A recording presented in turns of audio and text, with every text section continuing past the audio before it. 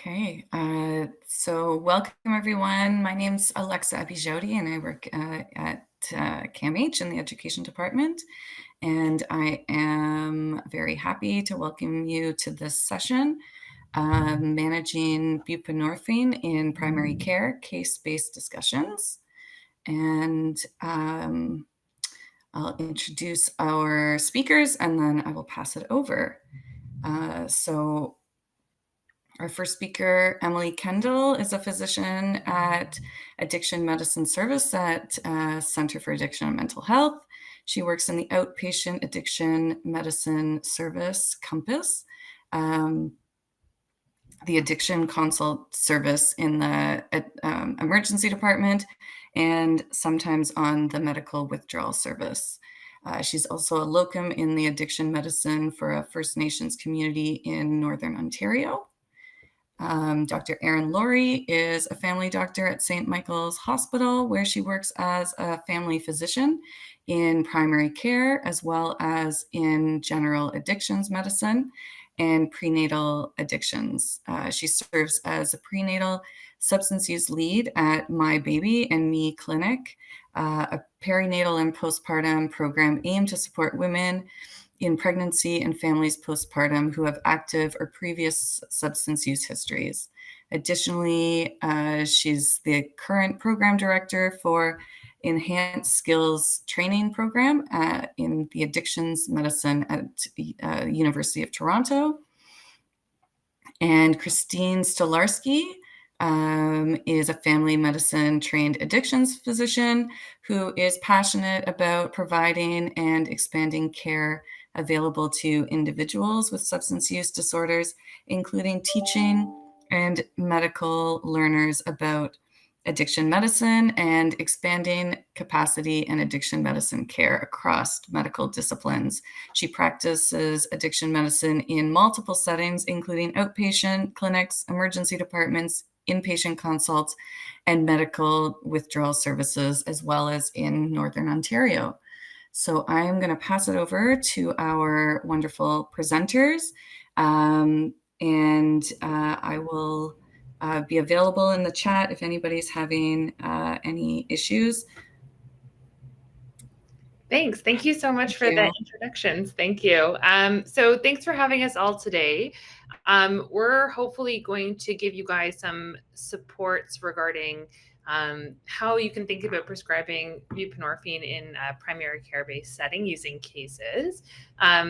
This presentation in itself has received no financial support and has no potential conflicts of interest.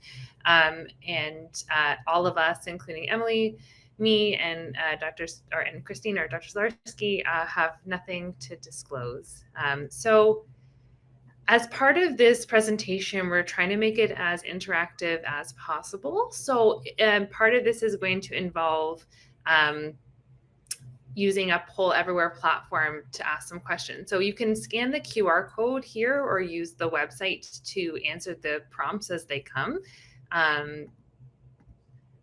So in the QR code will be on each slide at the top. So the first question that we're going to pose to everyone who's here, if you want to we'll give it a minute or two, is what are you hoping to take away from cases on prescribing buprenorphine, or what do you hope to learn about when we talk about prescribing buprenorphine in a primary care setting? Again, there's 3 different ways to log on, and it's going to ask you to register. Just skip that step. You can just go right through. You can either use the website, you can either text, or you can just scan the QR code.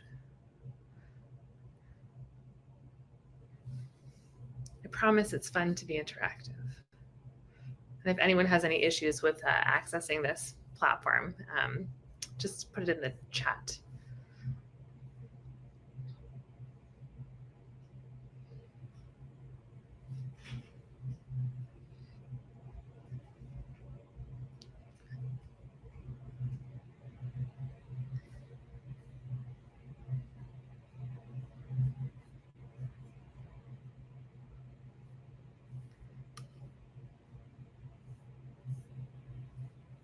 So someone has put in the chat, I have a patient on Suboxone and I want to better understand the approach her RAM doctor is taking with her. Absolutely.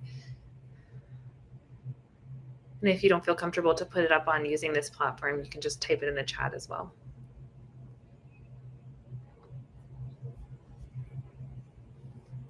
All right, maybe in the interest of time, I'll move on. But if anyone feels comfortable, we'd appreciate you to use this platform. If not, you can just post in the chat what your hopes for the session are.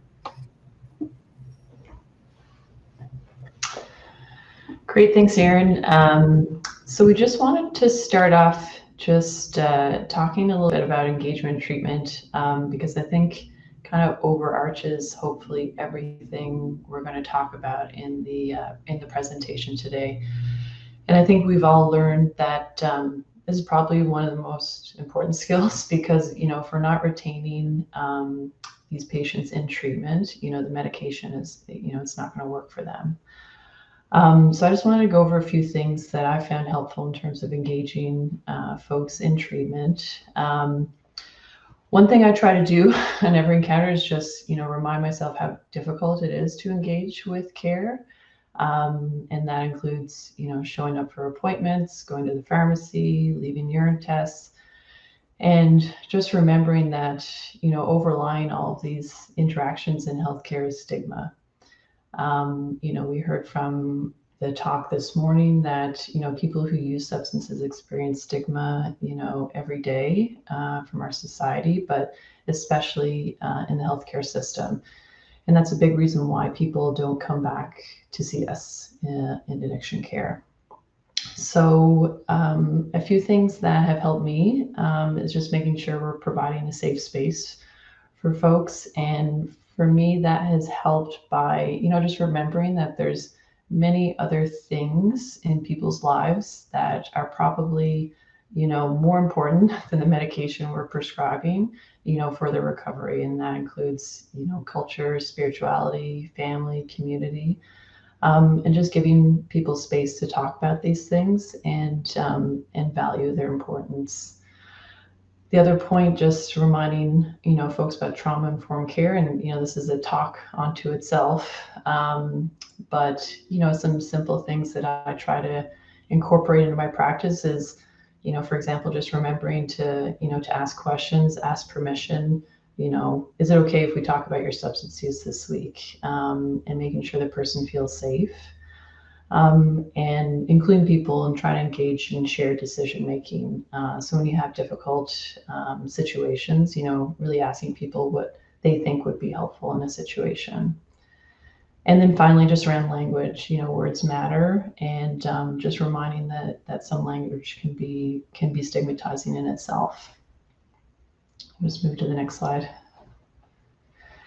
And so I think that's why primary care is, you know, is a really good place to provide addiction medicine because, you know, we all know and hopefully practice, you know, all of these points. So I think it's a really, you know, great opportunity to provide care in this setting because, you know, we have relationships with folks and we have a trust that's already there. So yeah, just wanted to talk about those things before we get moving. We can go to the next slide.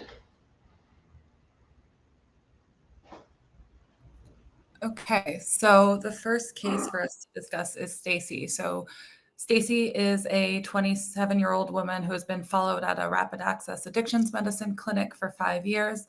Unfortunately, this clinic has drop in hours. Only at times she has to wait hours to be seen for her weekly visits. She has been stable on buprenorphine 12 milligrams once daily for the past 3 years. She recently started a new job where it's hard for her to get multiple hours off of work, and she was hopeful to start to receive buprenorphine through your office. So other relevant information for her includes past history of opioid use disorder as well as depression. In addition to the buprenorphine naloxone 12 milligrams daily, she's also maintained on sertraline 100 milligrams daily. No allergies, and she lives in an apartment and works in retail. So she presents to your office today looking to discuss you taking over prescribing her buprenorphine. Next slide. So if we have some of the poll participants, or if you want to just be putting in the chat, I have eyes on that too. The question would be just maybe just some initial ideas. What information would be helpful for you to know about her at your first visit with her, or your first visit about this?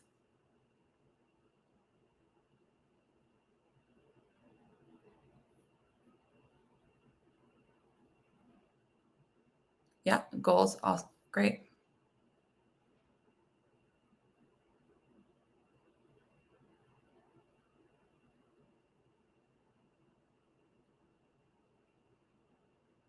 we'll give it a few more seconds, but maybe even in the interest of time, we can switch forward because we have a lot to get through.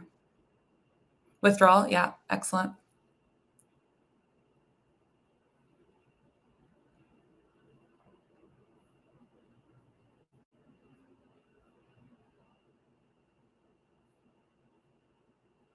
Okay, so these are some of the suggestions that we kind of put up here, and then I'm looking at one of the comments already, and it's talking about understanding the approach the RAM doctor is taking, and so these are definitely a lot of considerations I consider on a regular basis providing prescribing buprenorphine in an outpatient setting. So one of the things may be drug coverage. So buprenorphine naloxone is covered on, I haven't encountered a private plan yet that doesn't cover it, and it's covered on ODB as well too, but certainly it's helpful to know what her drug coverage is because there are a lot of clients who do not have those two resources, so they're paying out of pocket. So that's just something to be aware of. Her home pharmacy. So she's already been receiving buprenorphine for some time. Where is she getting it dispensed? Certainly, certain clinics may have a tendency to use some pharmacies, but that's not a mandate. So does she already have a setup? Is she looking to make a change with her pharmacy? Is there somewhere more convenient for her? Are there take-home doses? Like, is she receiving carries and how many? Or is she someone who is receiving all of her doses at the pharmacy? That's pretty important in terms of telling us what her treatment really looks like. And is she missing doses, or is she someone who's really diligent and on top of it, always getting her buprenorphine on a daily basis? Also, things that we may want to know are when was the last time that she was using illicit or non-prescribed opioids, presumably the thing that the buprenorphine was started for. Is this something that is quite remote, or is this something that's still actively happening? That can be really kind of change the picture in terms of where we're kind of looking at on the trajectory of recovery or treatment. Is there any other substance use co-occurring? For example, is there alcohol, cannabis, or possibly illicit substances, whether it's stimulants, benzodiazepines, or other things of the nature? Someone had mentioned, yes, whether or not she may be going through any withdrawal or having substantial cravings, which may indicate that we may want to make some adjustments to the buprenorphine, or is the treatment very stable? And then, yes, someone mentioned what her goals of care may be. I think we're ready for next slide. And yes, yeah, goals of care. So certainly this is a big thing to talk about. So what are her goals? It may or it may not involve abstinence. Some people may be wanting to target more harm reduction. And then also certainly just acknowledging that the goals may extend beyond just a substance use outcome. So this case even started with saying she can't attend this clinic anymore because she's trying to, or she's gotten a new job, right? And certainly that's going to support other avenues or other important things of her life too. So we have to kind of look at the whole picture in this case. I think we can, yeah.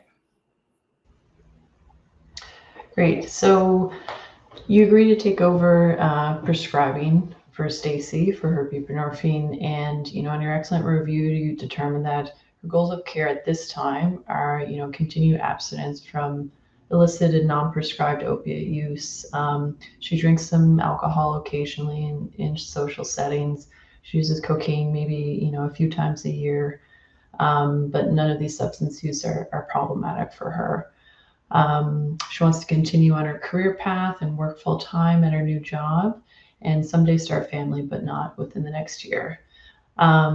She's currently on weekly dispensing of her medications with an observed dose every Tuesday.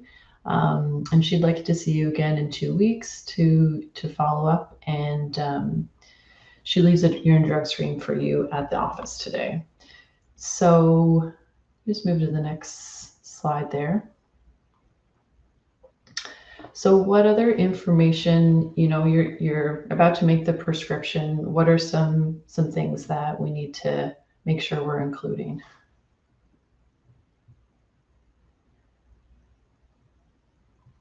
That might be, a little different than a typical prescription.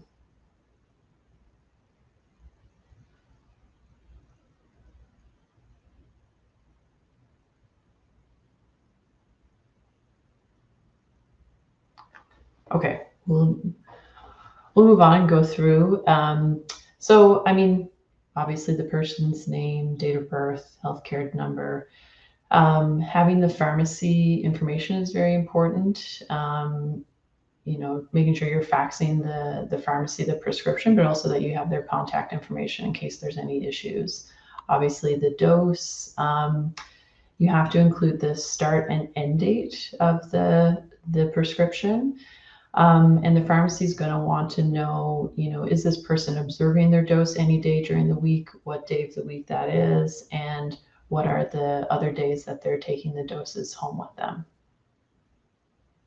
So we just have an example of a prescription from Erin at her practice at St. Mike's. So you can see it includes all the information. It has nice tick boxes with the observed dosing and the carry doses, but you can add this in kind of manually as well if you have a different EMR, just specifying what days that they're coming into the pharmacy and what days they're taking home.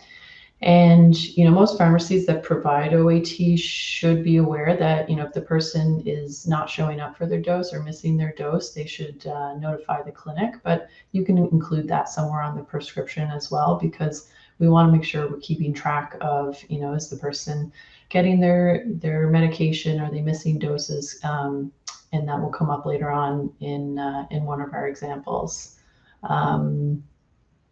Yeah.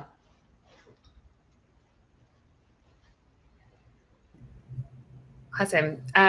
Thanks, Emily. So the next part of the case is talking about urine drug screens, and I'll spend a bit of time on this because I think urine drug screens are generally kind of poorly understood, why we do them, how we interpret them. So hopefully this will be a useful resource to people who are here. And again, there'll be prompts for questions, but feel free to add any questions you might have in the chat. So Stacy, as we mentioned in this case before, when she came to see you, you sent off a urine drug screen to the lab, and the results came in and looked like this. So I'll just have this here for a second for you guys all to take a look at.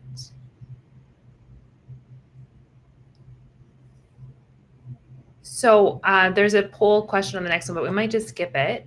So I'll let you know what I would say the interpretation of this is. So in looking at this slide, it's in keeping with a report that she has that she's taking her buprenorphine. So you can see buprenorphine says detected in this part here. And this part here is what we call an immunohistochemistry, which I'll go over in a second. And this part right here is the mass spectrometry, and it's in both. And it's also notable that she's using cannabis as well.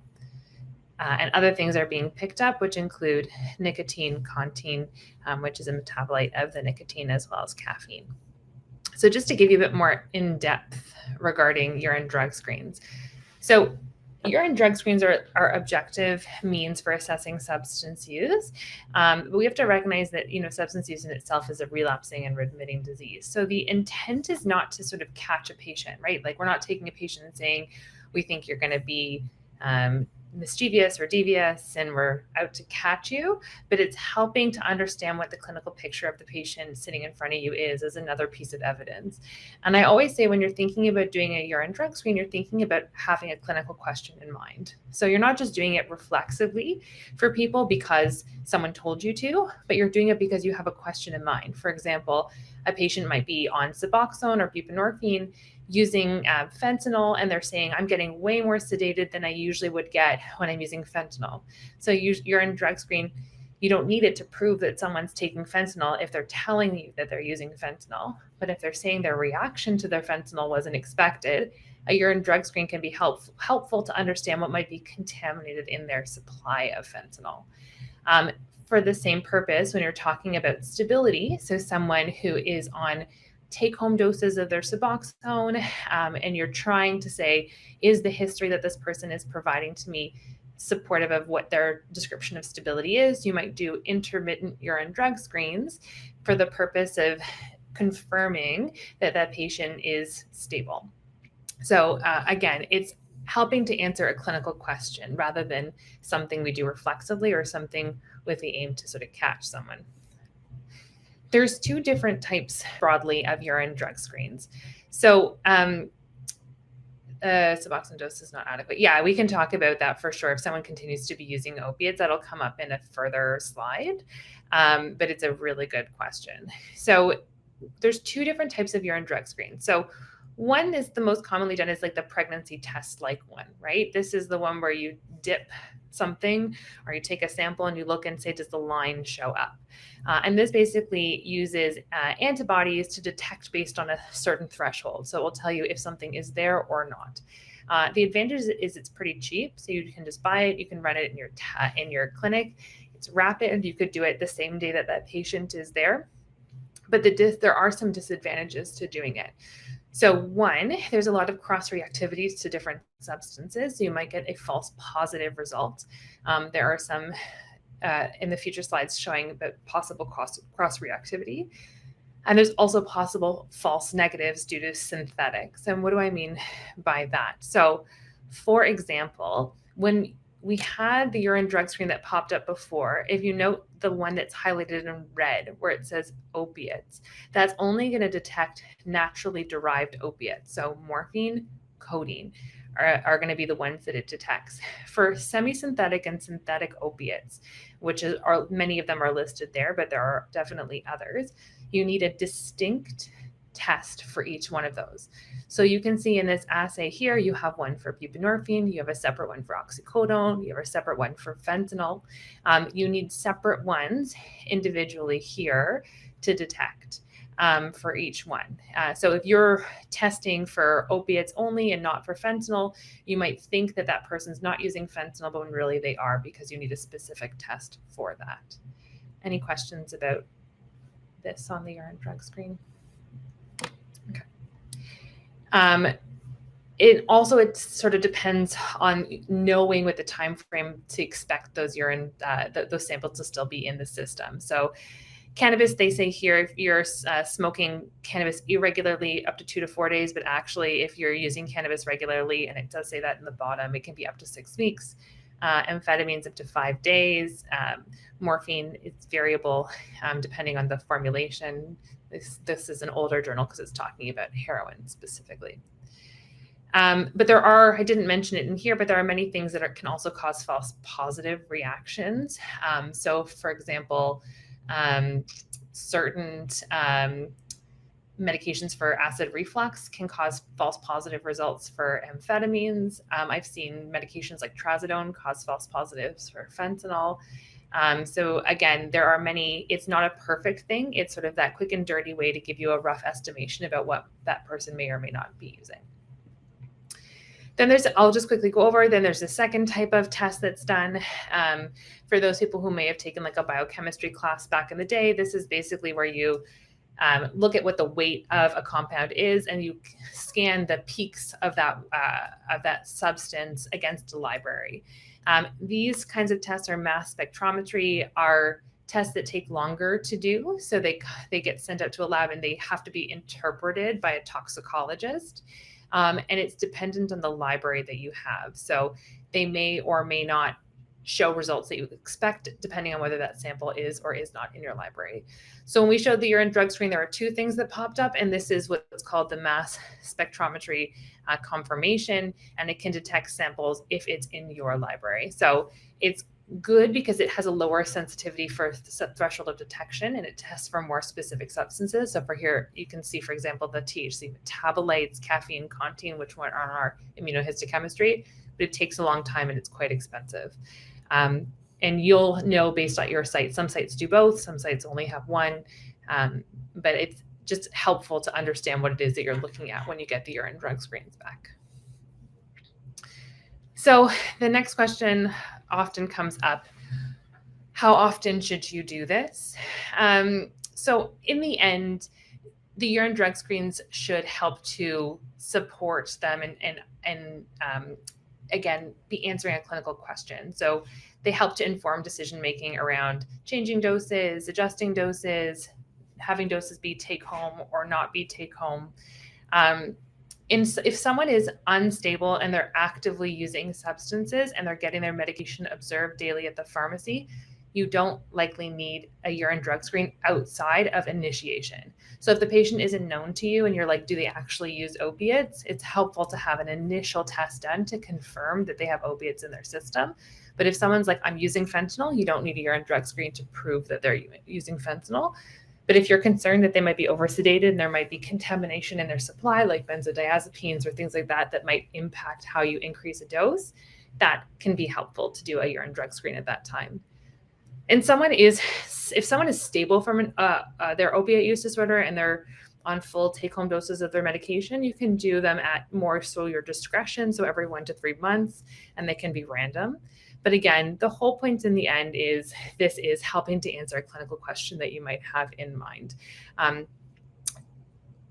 The purpose of these should not be to catch your patient, essentially. There was a question here, an office urine drug screen versus lab. Seems Mary Bell was too quick, but not very accurate. Yeah, so often the one that's in office is that DIP one, so the immunohistochemistry. And the lab, depending on the lab that you're using, will either do immunohistochemistry as well. So if you go back, like these were both ones that were like sent to the lab, for example. This one is here, where it's still saying detected or not detected. It's like positive or negative. Whereas the other one is the one that's more specific. So they're both accurate in certain ways, and they both have positives and negatives to them. If you're starting off and you have the capacity to do a dip and send it off, it's helpful for your own understanding to see what makes more sense for you. But there's probably pros and cons to both. Most people who are regularly prescribing buprenorphine would probably be more likely to use the dip in office. It's just cheaper, more readily available, and you get answers at the time that the patient's sitting in front of you. But you have to purchase them and you have to have someone to do them and test them. So sometimes that's a barrier for people. And if the only option you have is to send it off to a lab, that's fine too.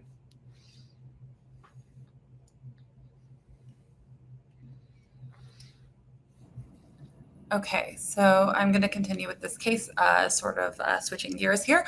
So Stacy has now come back to see you for a follow-up, and she explains that she has had a last-minute work trip for the past 3 days and was unable to go to the pharmacy. She's now missed 3 days of her buprenorphine naloxone. So what do you advise her about missed doses? And yeah, we'll skip ahead with the poll. So this is basically some information in terms of before we're advising her, this is how we kind of manage missed doses. So if someone has missed 5 or fewer days of buprenorphine, you can generally continue at the same dose. If it's been 6 or more days, at that point, you're going to want to restart the buprenorphine. But really the critical information here, I think, is to find out why were the doses missed. So in this example, it's been clearly articulated that she was away out of town, so was just presumably not able to access her dosing in that time.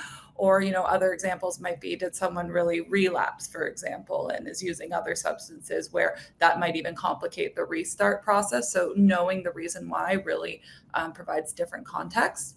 And these are other things that we want to consider when we start hearing about missed doses too. So certainly there might be a concern, especially if you're having someone who's missed 6 or more days of loss of tolerance, where now all of a sudden, if you start reinitiating the buprenorphine at the same dose, it might actually be too elevated for them, and you kind of have to restart and possibly work back up.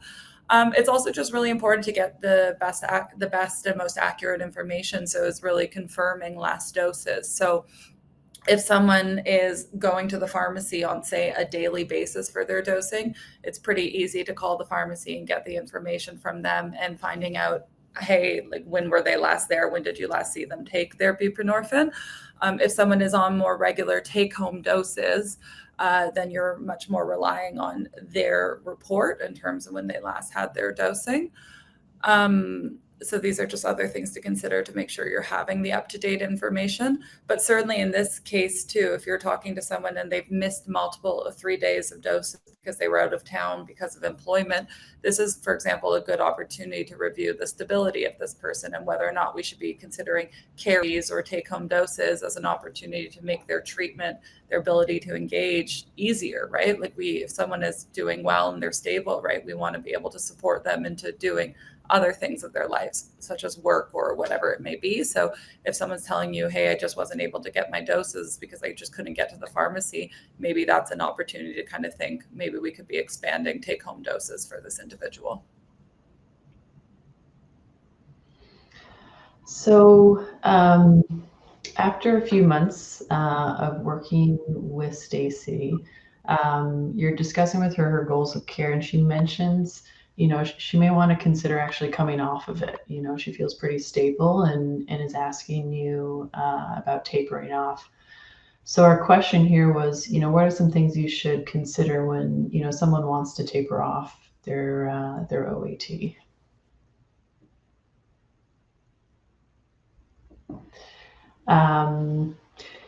Yeah, so you just add in anything in the chat if you have any comments, but the way I usually approach, when someone's asking me, how long should I be on OAT, or, is it time to come off? I usually have the conversation that, opioid use disorder, we try to look at it in a lens of a chronic condition that could be relapsing.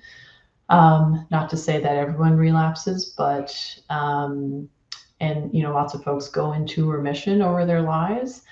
But as soon as someone stops treatment, it's going to increase someone's risk of relapse. And certainly in the context of the current toxic drug supply, that risk, right, can be quite significant.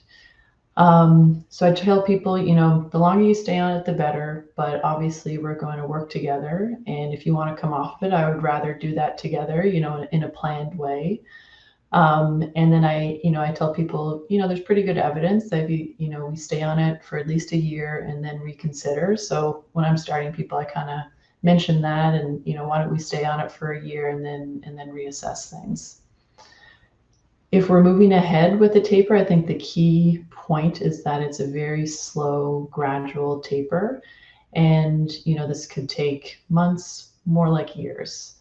So we're decreasing by, a maximum of 2 milligrams at a time. And that may be, no faster than once a month and likely longer than that.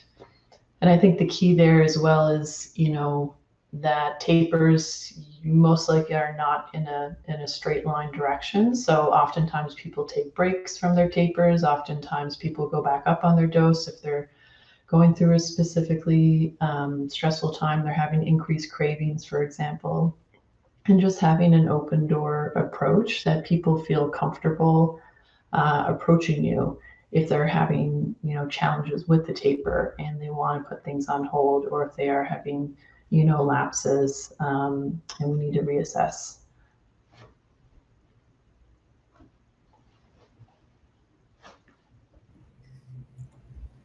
Perfect. Thanks, Emily. So we'll just move on to another case now, which is going to be a case of someone who's a bit less stable. So Trevor is a 22-year-old male who has been in your practice since he was a child.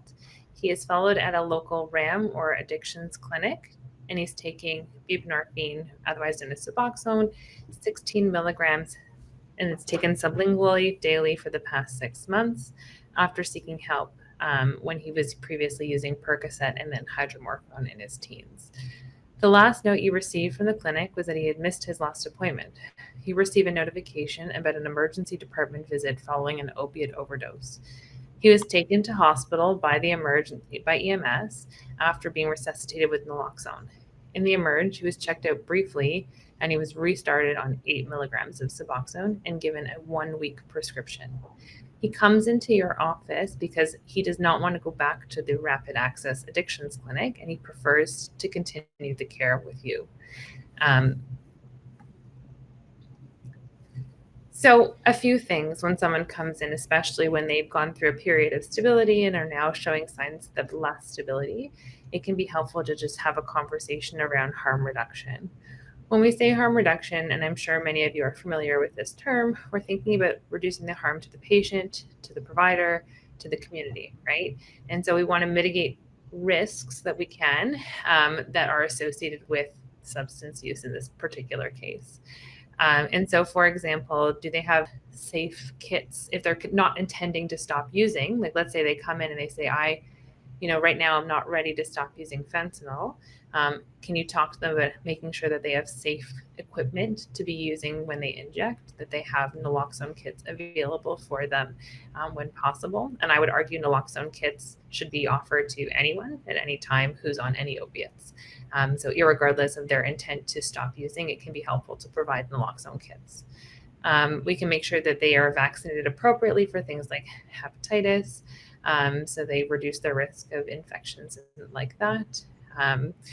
We can, if they're ongoing use, and let's say there's someone who's participating in high-risk sexual activity in the context of substance use, you can think about HIV prophylaxis. If there's someone who has the capacity to become pregnant, can you think about contraception? Or if someone is having high-risk sexual activity, can you think about sexually transmitted infection and treatment as appropriate? And then just talking to them about safety, right? This is someone who had a recent overdose, right? And what was going on around the context of their use. Were they using alone? Were they using at a safe place, like a safe consumption site? It's very challenging for some patients, right? Especially people who smoke fentanyl. There is only one safe consumption site in all of Ontario that allows for smoked fentanyl, and that's at Casey House in Toronto, and that is only accessible to people who are admitted there. So it's very hard for people who are smoking fentanyl to do so safely with other people. There is a system that we won't go into too much called NORS, where you can basically call someone and they'll stay on the phone with you while you're using, which can be really helpful.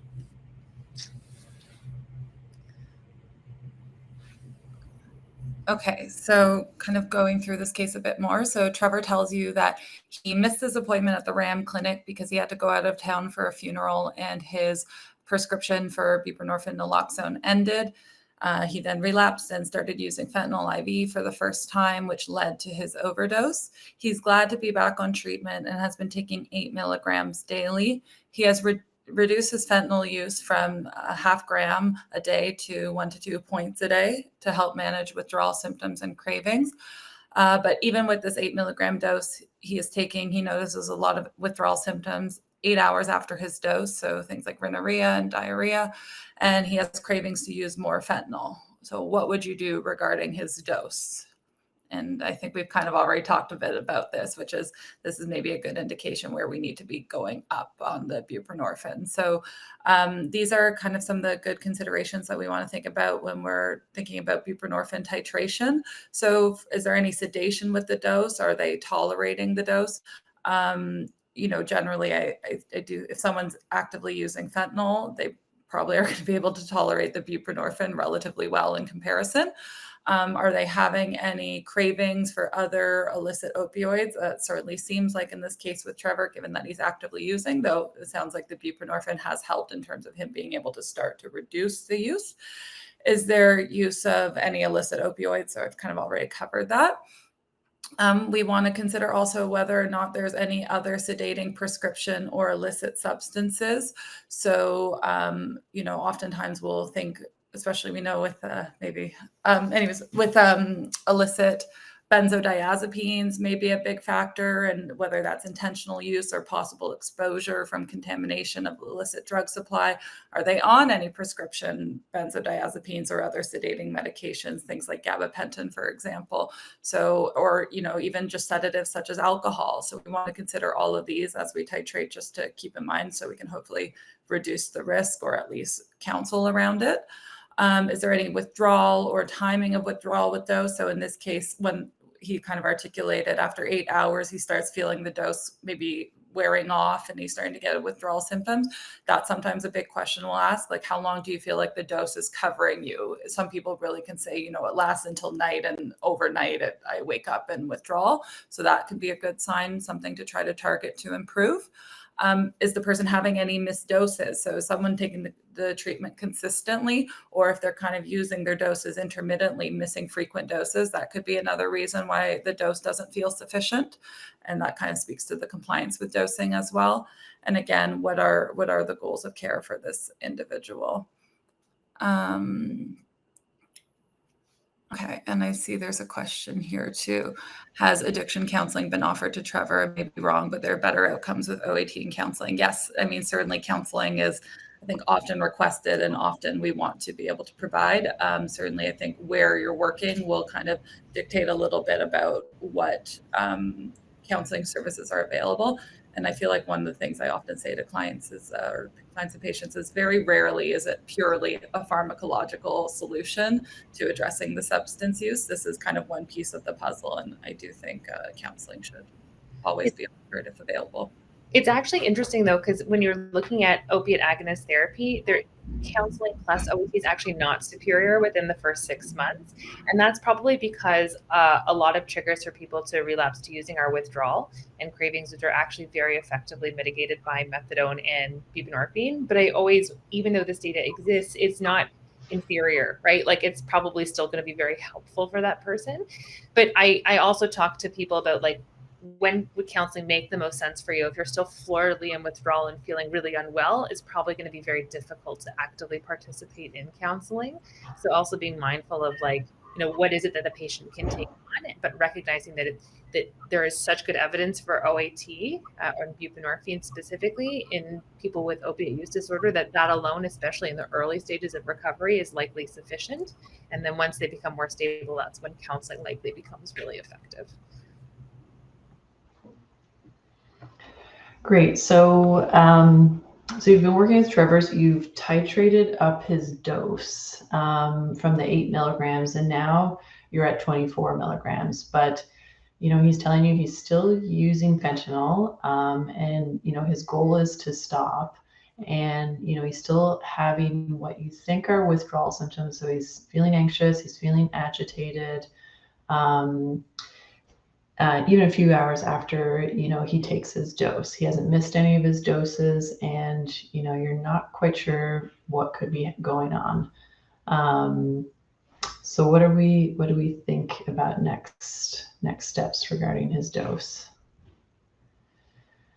So yeah, what's not working here? So there's a few things. I mean, some folks with high tolerance, right, to opiates, we need to go above the 24 milligrams, which is the, you know, the recommended dose. So we're going off label by going above that.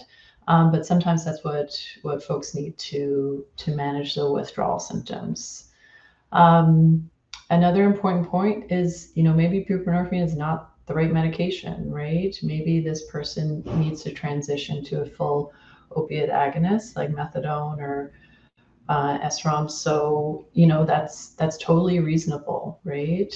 And the other point is that, you know, with the contamination in the current drug supply, is that, you know, is this person withdrawing from something else? You know, are they going through benzo withdrawal? Is there xylazine, you know, in their drugs? And there's a, you know, complicated withdrawal picture going on here.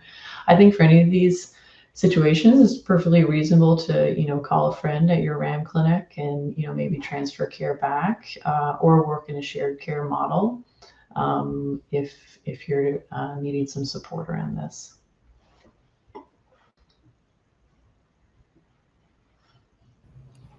Perfect. So, so Trevor, I guess we did a bit of a change in this case, but he's at 16 milligrams, and you saw him again.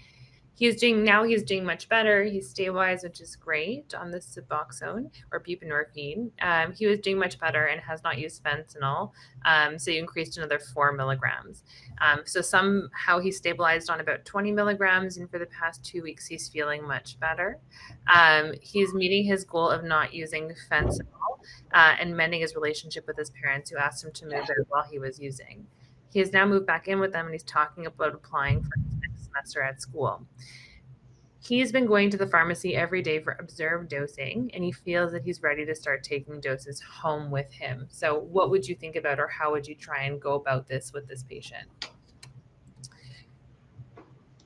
So it's an important thing to think about, right? We know when you compare buprenorphine to methadone, for example, that buprenorphine has a bit of a better safety profile, like a bit less, there's less risk of overdose, especially at the times of initiation. And so the important thing always when you're thinking about someone taking home doses of a medication is just stability, right? Like, is this a person who's going to be able to keep track of their medication, take their medication in a safe way. So it can be really helpful to do this in a graduated take-home schedule for many patients. And in doing so, you're actually doing what's called contingency management, right? So this is like a positive change reward, so take-home doses of medication for change behavior. So it's also reinforcing their goals as far as take-home doses go. So you can do an additional take-home dose every 1 to 4 weeks. Again, that's not hard and fast. Some people might go, if he's like, I'm going to school every day, my parents can lock the medication away from me in a lockbox at my house, and this is going to allow me to get back into school and go to classes. You might want to do, and my classes are starting next week, for example, you might want to do this in a more accelerated way because you're helping to support this person's goals of care and stability in this case. If you think that you can accelerate this beyond the 1 take-home dose every 1 to 4 weeks because of this particular case where it would benefit the patient without putting the patient or public safety at risk, you can go for it for sure. But again, if there are changes when it comes to that stability that we talked about, you might want to rethink the safety of a person to have those take-home doses because there can be, although we say that there is less risk of opiate-related overdose with buprenorphine, it's not nothing.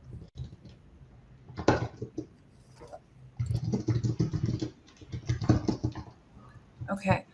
And so I see there's questions there. Maybe Erin or Emily can kind of type us. We'll just go through a little bit more. So also with Trevor, so it's now been 3 months and Trevor has continued on buprenorphine, naloxone, 20 milligrams SL, and now he has weekly carries. He was riding his bike and fell off, fracturing his clavicle. He was given 5 Percocet tabs in the Emerge and comes to see you the day after as he's taken all 5 tablets and is still experiencing severe pain. So kind of considering what are some approaches to acute pain management with opioid agonist therapy. Next slide.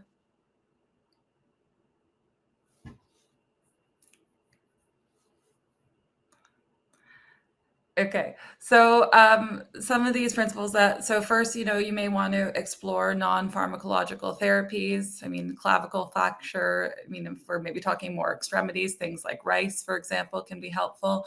I think a general principle that we all often know to consider are trying to consider and hopefully optimize non-opioid analgesic options before opioids are considered. Certainly, we want to be careful and possibly avoid gabapentinoids as there may be a higher risk of mixed CNS depressant overdose or even just significant sedation if you're using it in combination with opioid agonists. Certainly, if we are considering going the opioid route, because we do, if people are having significant pain or significant pain due to whatever the injury may be, we do want to make sure we're appropriately treating them, and we don't want their history of opioid use disorder or active OAT to preclude appropriate pain management. But if you're going by an opioid route, you may want to be considering using a different opioid than someone's previous opioid of choice. So for example, if Percocet, oxycodone was the concern, using a different opioid, morphine, hydromorphone might be more suitable. Certainly, and then, so we've kind of talked about considering short-term opioid therapy in addition to the buprenorphine, naloxone. Some considerations here, which is the final point here, is like it's important to do so responsibly. So possibly considering dispensing the opioid in small amounts that are hopefully going to leave less of a chance for things to kind of get carried away. You do also possibly want to consider too that the pharmacodynamics of this will be different with the buprenorphine on board as opposed to prescribing, say, short-acting opioids to someone who is opioid naive and not on an underlying baseline of buprenorphine. And another consideration may also be that you may want to consider temporarily splitting his opioid agonist therapy dose, so the buprenorphine dose, as opposed to doing it once daily. Maybe having the dose and doing it on a BID basis may actually help to improve the pain coverage for that time as he's recovering, or possibly considering a temporary dose increase to hopefully reduce pain symptoms as well. Next slide. Okay, so you've been following Trevor, he's recovered from his fracture. You're seeing him a few months later. He's asking you, for an STI screen.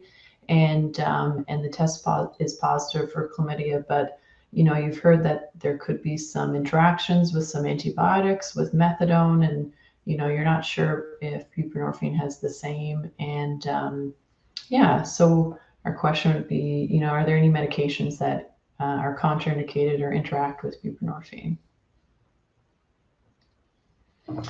So basically, buprenorphine, is metabolized in the cytochrome P450 system.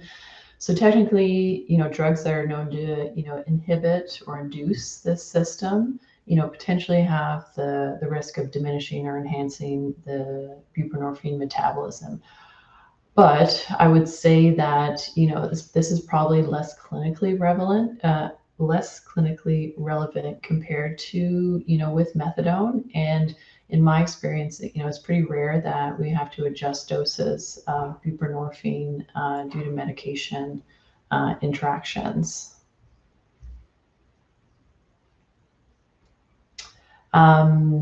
Just some other, medications just to keep in mind is, buprenorphine, it is an opiate, even though the safety profile is a bit better in comparison to a full agonist. The partial agonism, provides some ceiling effect with the respiratory depression. So we're not as concerned with other CNS depressants, but the risk, is still possible. Obviously, we want to avoid any opiate antagonists. So naltrexone for folks with co-occurring, alcohol use disorder. This is something we want to avoid due to precipitated withdrawal. And again, theoretically, there is a risk of serotonin syndrome with serotonergic medications, but in my experience, I've never been hesitant or withheld antidepressants, for example, with someone on buprenorphine. Maybe something to consider if someone's on multiple psychiatric medications and something you want to be monitoring in that setting, but I wouldn't stop myself from prescribing in that context. Yes, great. So so you go ahead and treat them. There's no dose adjustments or medication adjustments needed. And Trevor, continues to do well. He's decided to stay on his dose. He's back at school and living at home. And, overall, I would say, folks who are stable on buprenorphine, it's pretty, clinically easy to manage people who are in remission, right? Like it's a very rewarding part of my practice. And I know we've talked about these few clinical scenarios, but I think overall it's pretty straightforward care to provide. And I guess that's just a message to leave off with. So we have a few minutes. I guess we'll leave it open if there's any more questions or comments.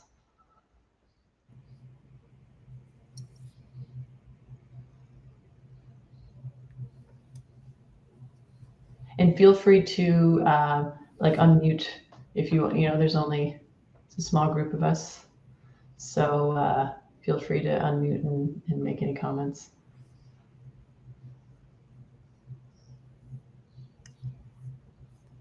There were some really good questions in the chat specifically about comparing buprenorphine to methadone. And for sure, I think from a safety profile in terms of just the risks of opiate-related overdose, because it's a partial opiate agonist, it has reduced risk, but doesn't have no risk, right? Like people who may not have good tolerance, like from fentanyl, if they're started on really, like if they're just using straight hydromorph or they're using Percocet so that they're prescribed, you can still have over-sedation if you go up too quickly or too fast on buprenorphine. And if you're on concurrent sedating meds, there's still some risk of over-sedation and respiratory sedation. The bottom line in the end is it's really nice that we have a lot of different treatments out there to treat opiate use disorder that are very effective and useful, right? Like there's Cadian, which is long-acting, slow-release morphine, and there's methadone, there's buprenorphine. But the bottom line is what's most helpful is what the patient will take and what helps to support what the goals of the patient are, right? So we talked a bit about it in the chat, but if your patient is actively using fentanyl with no intention to stop using, they may really hate buprenorphine because it blocks the effect of the illicit opiate that they're using. And so, and some people, if they're using high amounts of fentanyl, might find that the buprenorphine, you get up to really high doses, and although it's not equivalent to how much you're using to how much bup you'll end up on, but you might not be able to mitigate withdrawal or cravings from buprenorphine compared to methadone. So a lot of our patients have experience in being on different medications in the past. They're the most often, I find, knowledgeable about what works for them and doesn't work for them. So asking, their goals is the most important thing, and aligning, giving them options and presenting why a medication like methadone versus buprenorphine would help to align with the goals that they have goes a really, really long way. I want to thank our presenters for this really informative presentation. We do have a couple more minutes. If anybody still has a question, feel free to put it in the chat, or you are able to unmute and ask your question. I think the best thing you can do, really, if you're thinking about starting buprenorphine, is finding someone in your community that already prescribes it and having some support in the first time you do it. There's also some really great courses that are online that can help support. So the BCCSU course is a free course, which is great. There's a Project ECHO that's federally done. Their CAMH has courses too. In the fit that I work in, although I have expertise in working with people with substance use, many of my colleagues don't. And so what's just happened is like me just being like, I'm here, take over a prescription. If you have any questions that come up, you can consult me. You can bill, the person you're consulting can bill an e-consult, and you can bill as well. So you can even bill for those things. But yeah, absolutely. Say anything, say like, do you have a stable patient that I could take on, and can I write you and speak to you if I have questions or concerns that come up? But I promise you, in primary care, we do a lot of complicated things, and this is not really that much more complicated than like titrating insulin, starting Ozempic. Like, it's really tough the first couple times you do it, but then you kind of get a knack and really understanding. If you have a basic understanding of how to deal with like missed doses, increasing and decreasing doses, you'll do well. It's a very rewarding part of the care we provide. Yeah. Wonderful. Well, thank you so much. And we will see everybody at the keynote soon.